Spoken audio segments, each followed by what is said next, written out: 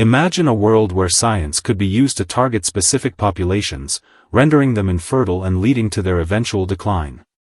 Sounds like something out of a dystopian novel, right? But what if I told you this might not be as far-fetched as it seems?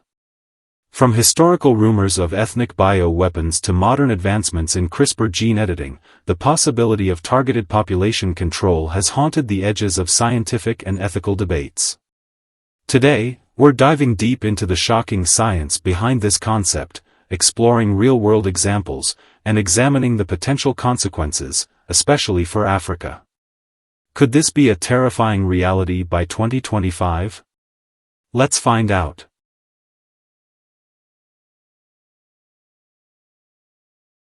To target a specific population, scientists would first need to identify unique genetic markers.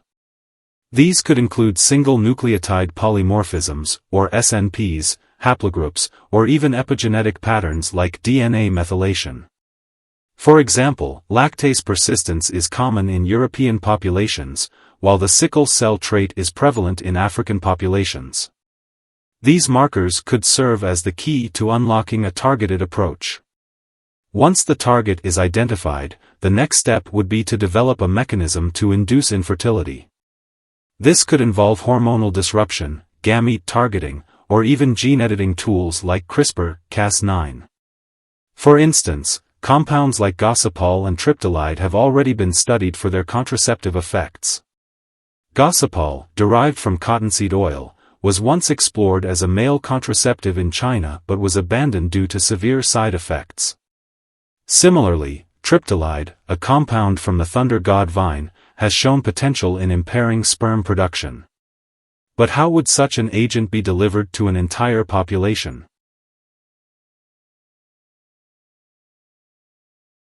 Mass distribution would be critical.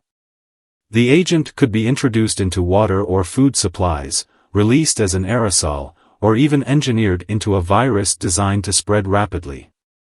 For example, during the Cold War, there were rumors of the Soviet Union developing ethnic bioweapons that could target specific genetic markers. While no credible evidence exists, the idea of using viruses or contaminated supplies to deliver such agents is not new. While no credible evidence exists, rumors of ethnic bioweapons have circulated for decades. During the Cold War, there were allegations of research into targeting specific genetic markers. More recently, CRISPR-based gene drives have been used in animal studies to induce sterility. For example, scientists have used gene drives to spread sterility genes through mosquito populations to combat malaria. While this technology has the potential to save lives, it also raises questions about its potential misuse. Compounds like gossypol and Ru-486 have already shown promise as contraceptives, though they lack population specificity. Could these be the building blocks for something more sinister? In Africa, there have been instances where foreign aid programs were accused of distributing contraceptives without informed consent. For example, in the 1990s, the Nigerian government accused international organizations of lacing polio vaccines with sterilizing agents. While these claims were debunked, they highlight the mistrust and ethical concerns surrounding population control efforts. If such a targeted population control mechanism were deployed in Africa, the consequences could be devastating. Africa is home to some of the fastest-growing populations in the world, with countries like Nigeria and Ethiopia expected to see significant population increases by 2050. A targeted infertility agent could disrupt this growth, leading to economic instability, social unrest, and a decline in cultural heritage. Healthcare systems, already strained in many African countries, would struggle to cope with the sudden rise in infertility cases. Families would face emotional and psychological trauma, and the loss of future generations could have long-term impacts on communities. Additionally, the mistrust of foreign aid and medical interventions could deepen, making it harder to address legitimate health crises like HIV, AIDS, and malaria. Politically, such an event could lead to widespread unrest. Accusations of bioterrorism or neocolonialism could strain international relations and lead to conflicts. The ethical implications are staggering. Who decides which populations are targeted? And what happens if the agent affects unintended groups? Africa has a history of being targeted by controversial population control measures. During the colonial era, European powers often implemented policies aimed at reducing indigenous populations. In more recent times, there have been allegations of covert sterilization programs. For example, in the 1990s, the Nigerian government accused international organizations of lacing polio vaccines with sterilizing agents.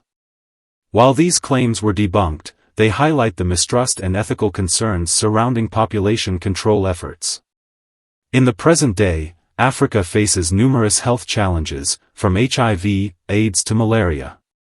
While international aid has played a crucial role in addressing these issues, there have been instances where aid programs were accused of ulterior motives. For example, in 2014, rumors circulated in Kenya that a tetanus vaccine was being used to sterilize women. These rumors, though unfounded, led to a decline in vaccination rates and highlighted the importance of transparency and trust in public health initiatives. As we look to the future, the possibility of targeted population control becomes even more concerning. Advances in gene editing technologies like CRISPR and our understanding of population genetics make it a conceivable possibility. By 2025, we could see the development of more sophisticated delivery mechanisms, such as nanotechnology or viral vectors, that could make targeted population control more feasible. However, the ethical and logistical challenges remain significant. The potential for unintended consequences, resistance, and misuse is high. As scientists and policymakers grapple with these issues, it is crucial to ensure that such technologies are used responsibly and transparently. The stakes are too high to ignore. While the theoretical feasibility of targeted population control exists, the scientific, logistical, and ethical challenges are immense. Advances in gene editing and our understanding of genetics make it a conceivable possibility, but one that raises profound questions about the future of humanity. What do you think? Is this a legitimate concern, or just science fiction? Let us know in the comments below, and don't forget to like, share, and subscribe for more deep dives into the world of science and technology.